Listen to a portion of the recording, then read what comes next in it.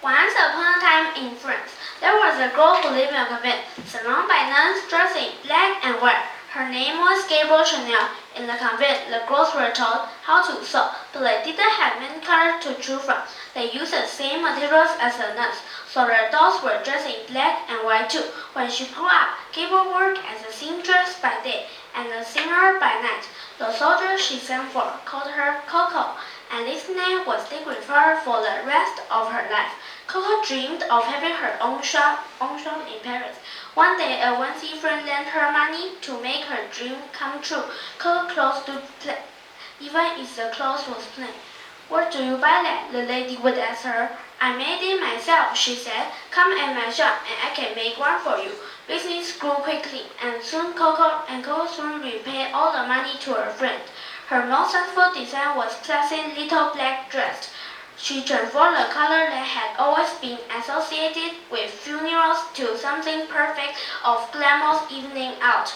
The shape of many clothes we wear today was all influenced by Coco Chanel, the designer who started to make all clothes from scraps of nun skirts. Thank you.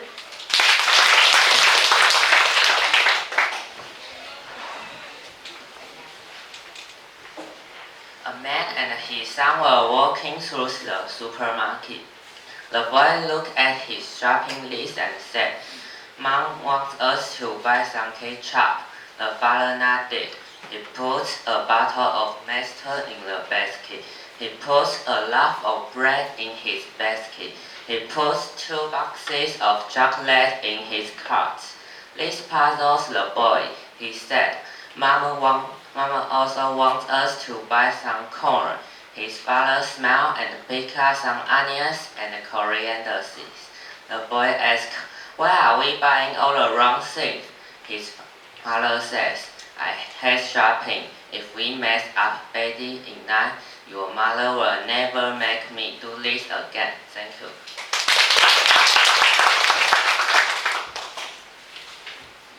Welcome to Planet Museum, a museum where you can learn some interesting facts about the world.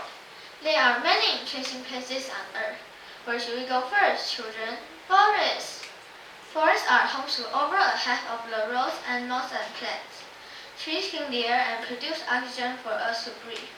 We destroy more than 36 football fields every minute and throw away thousands of trees and paper and cardboard every day. Oceans are home to millions of marine animals. They absorb the sun heat, transfer it to the atmosphere, and move it around the world. The rubbish we produce and then pollutes the ocean. Turtles mistake plastic bags of jellyfish and die when they eat them. The opposite ends of the world, Arctic and Antarctica, are freezing cold land. It is so cold that even the sea is covered in ice. Turtles mistake plastic bags of jellyfish and die when they eat them.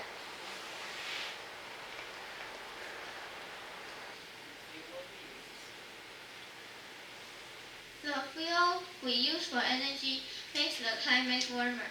When it gets warmer, ice melts, sea rises, and land disappears. This is a green world where people respect nature and live a long and healthy life. Whether you like to live here, thank you.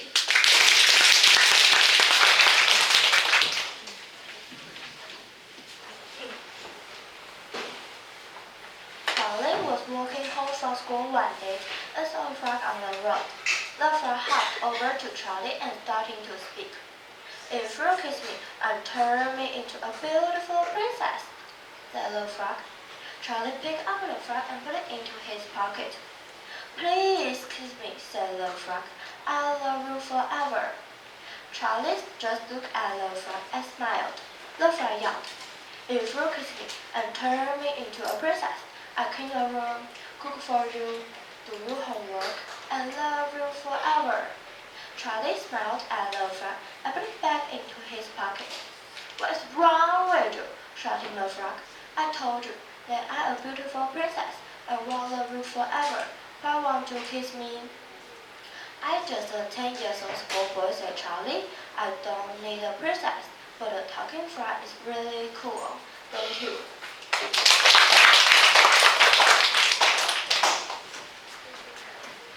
A boatman had a sweet shop. where he saw candies and sweets. The sweets attracted a lot of flies, and the man tried everything possible to prevent the flies from sitting on his sweets. One day, a giant fly came and sat on the sweets. He tried to catch it with his head, but he escaped and sat on another sweet. He tried to catch it again, but it flew away and sat on another dish, and this continued. The fly told the boatman to clap and hurt it if he can. The man said, "What a bad giant fly! I must let you out. I can sacrifice anything to keep you away from my store." When the fly sat on candies, the boatman smashed the candies. When the fly sat on sweets, the boatman hid the sweets. Finally, the fly sat on the man's bald head. With a much thought, he hit his own head to catch the fly. "Ah, my head!" Then the fly flew away, leaving a big red bump on the man's head. Thank you.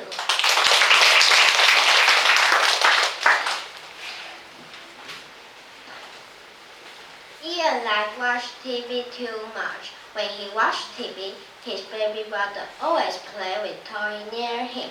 But Ian was always late for lunch. His mom was angry about it. At last, his mother said, "If you are late for lunch once again, I won't let you say a word during lunch." The next day, Ian late for lunch again. As soon as he came into the dining room, he began to say, "Mother." "Don't say a word," cried the mother. When lunch was over, his mom asked, "Wait, Ian, when did you want to say when you came in?" "I only want to say that the baby was filling your new hat with milk," said Ian.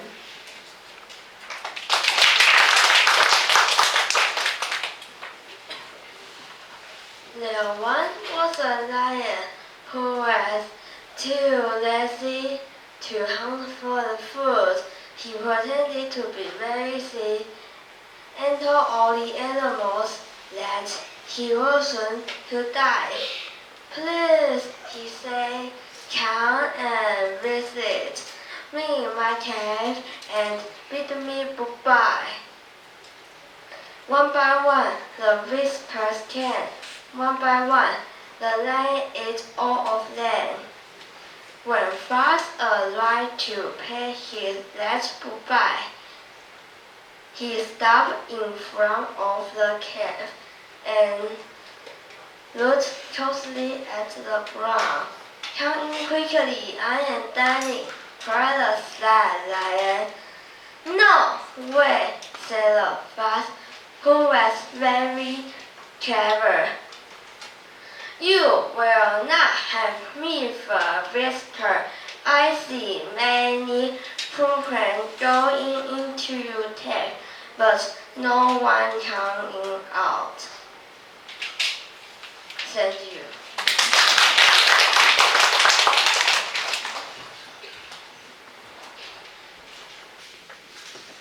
Once, there was a boy named Patrick who went to visit his granny for the night. As it was getting dark, Granny said to Patrick, "Oh, Patrick, it's getting dark. Get into bed, put your head on a pillow, and go to sleep." "But, Granny," said Patrick, "I don't have a pillow." "What?" cried Granny. She ran to the hen house and got a load of feathers. She made a bag, stuffed the feathers into it, sewed it up, and put it on the bed. "Now, Patrick, there you are."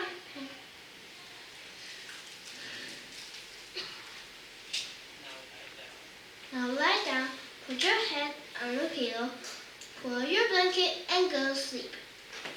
"But, Granny," said Patrick, "I don't have a blanket." "What?" cried Granny. She ran outside and shelled off some of she wore. Then she knitted it into a blanket. Then Then she spread it on the bed. Now precious secret. Lie down on your bed with your head on pillow, pull out your blanket and go to sleep. And don't forget your teddy bear. But Granny, said Patrick, I don't have a teddy bear. What? Cried Granny. And it's already morning, said Patrick, saying too.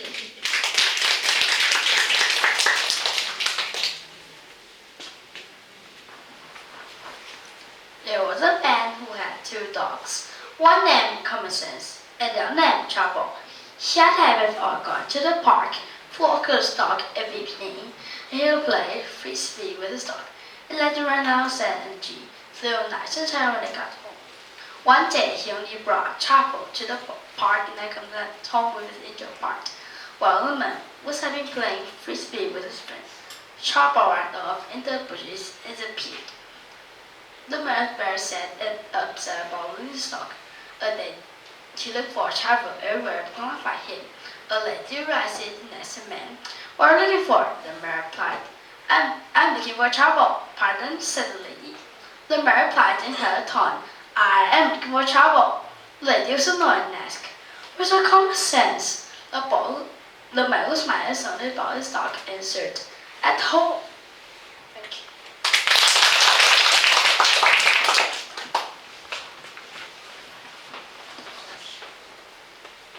There once was a crow who was very thirsty. He saw a bit of water at the bottom of a tall clay pitcher, but his beak was too wide and the pitcher was too thin to poke his thirsty tongue down in. What should I do? thought the crow. I'll think and think. I must get myself a drink. Aha! exclaimed the crow as an idea came to him. He took a pebble in his beak and dropped it into the pitcher. Plop, plop, he dropped 2 more in.